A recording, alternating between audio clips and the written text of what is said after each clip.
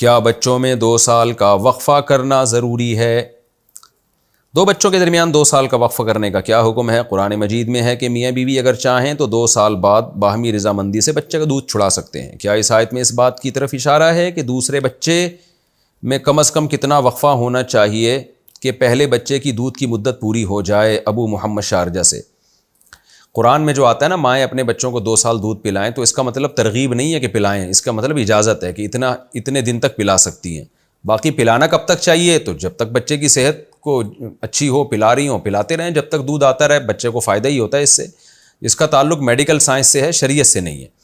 باقی یہ کہ 2 سال کا وقفہ کرنا چاہیے تو یہ بات غلط ہے۔ حدیث میں آتا ہے نبی صلی اللہ علیہ وسلم نے فرمایا کنت نہیتکم عن الغیلہ، میں نے تمہیں غیلہ سے منع کیا تھا۔ غیلہ یہ ہوتا تھا کہ ایک بچہ جو ہے ابھی دودھ اس کا وہ پی رہا ہے اور اسی دوران ماں کو حمل ٹھہر گیا۔ اس حمل ٹھہرنے کی وجہ سے ہوتا یہ ہے کہ دودھ سوکھ جاتا ہے اور پھر اس بچے کو مزید دودھ نہیں ملتا۔ تو نبی نے حمل سے منع کیا تھا کہ تھوڑا وقفہ کرو تاکہ پہلا بچہ دودھ مکمل کر لے، لیکن پھر آپ صلی اللہ علیہ وسلم نے اس سے رجوع کیا اور آپ نے فرمایا کہ اب غیلہ مت کرو، بچے کی ولادت ہونے دو، اس لیے کہ اگر یہ عمل بچے کے لیے نقصان دہ ہوتا پہلے والے بچے کے لیے تو فارس کے لوگ وہ تو وقفہ نہیں کرتے، پھر بھی ان کے بچے صحت مند ہوتے ہیں۔ تو اس سے پتہ چلتا ہے کہ بھائی جو ہے اس سے کوئی نقصان نہیں ہوتا، یہ 2 سال کا وقفہ کوئی ضروری نہیں ہے۔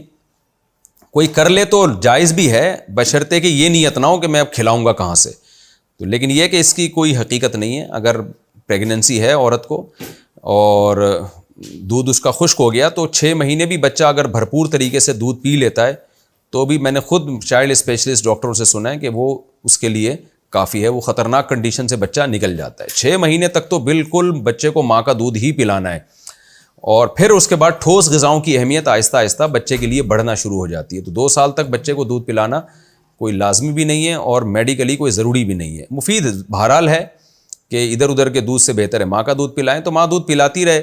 جب حمل ٹھہر جائے تو 6 مہینے، اگر حمل ٹھہر بھی جائے نا تو 6 مہینے پھر بھی بچہ دودھ مکمل کر لیتا ہے، کیونکہ ماں جب بچے کو دودھ پلاتی ہے تو پریگننسی کا چانس بھی کم ہوتا ہے۔ بہت مشکل سے ایسا ہوتا ہے کہ عورت کو پریگننسی ہو جائے، تو وہ شروع کے 6 مہینے میں تو عام طور پہ پریگننسی ہوتی ہی نہیں، بلکہ حمل روکنے کا ایک طریقہ ہی یہی ہے کہ بچے کو بھرپور طریقے سے ماں دودھ پلاتی رہے، تو عام طور پہ پریگننسی ہوتی نہیں ہے۔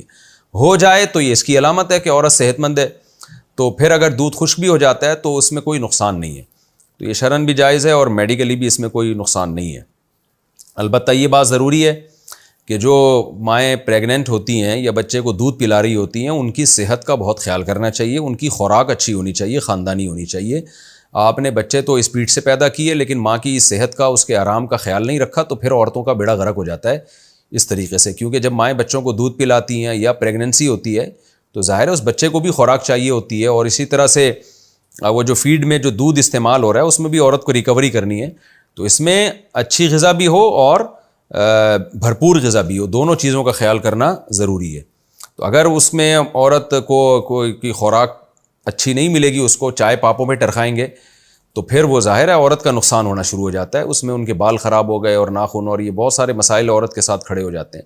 تو جہاں اسلام نے زیادہ بچوں کی ترغیب دی ہے، نبی صلی اللہ علیہ وسلم نے فرمایا تزوج الودود الولود، ایسی عورت سے نکاح کرو جو بچے تمہیں زیادہ دے۔ تو جہاں اسلام نے زیادہ بچوں کی ترغیب دی ہے وہاں پھر بیوی کا خیال رکھنے کا بھی حکم دیا ہے کہ اس کو اس کی خوراک کا پراپر خیال رکھا جائے، اچھی خوراک کھلائی جائے اس کو۔